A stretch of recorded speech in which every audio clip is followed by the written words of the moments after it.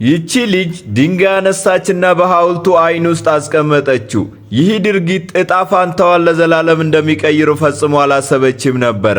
በዚህን ጊዜ ድንገት አንድ ፍጥረት ከሐውልቱ አፍ ተስቦ ወጣ። ልጅቷ ደነገጠች። ነገር ግን ፍጥረቱ በሮ ሄደ። ፍጥረቱ ከዛፉ ጀርባ ሆኖ እንደሚመለከታት ሳታውቅ ልትሄድ ዞረች። መኪናው ተነስቶ ሲሄድ ፍጥረቱ በዝምታ ተከተለ። ምሽት ላይ ይህ ፍጥረት አገኛትና ወደ ህልም መሰል ፍጥረት ተቀየረ። እርሱም ፌሪ ይባላል። ፌሪዋ በውስብስብ መንገድ ውስጥ መርታ ከመሬት በታች ወዳለ አዳራሽ ወሰደቻት። በውስጥ የፍየል ራስ ያለው ፍጥረት ቆሞ ነበረ። በዚህን ጊዜ ልዕልት ብሎ ጠራትና መጽሐፍ ሰጣት። ፍጥረቱ 3 ፈተናዎችን ማጠናቀቅ እንዳለባት ነገራት። ከዛም በጨለማ ውስጥ ጠፋ። ከዛም መጽሐፉን ገለጠችው። ነገር ግን ምንም ቃላት አልነበሩም።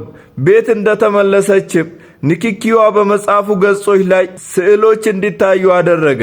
የመጽሐፉን መመሪያ በመከተል በምድረ በዳው ውስጥ ከአንድ ዛፍ ደረሰች። የከበረ ድንጋይ አወጣችና መቆፈር ጀመረች። ጭቃ ቢለቀለቅባትም ምንም ፍርሃት አላሳየችም ነበረ። ከዛም ከስር አንድ ግዙፍ እንቁራሪት አገኘች።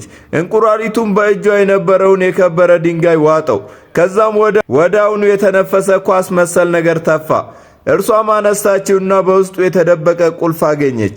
እርሱም የሁለተኛው ፈተና ቁልፍ ነበረ። ክፍል 2 በቶሎ እንዲደርሳችሁ ቪዲዮን ላይክ፣ ሼር በማድረግ ሰብስክራይብ ማድረግ እንዳይረሳ።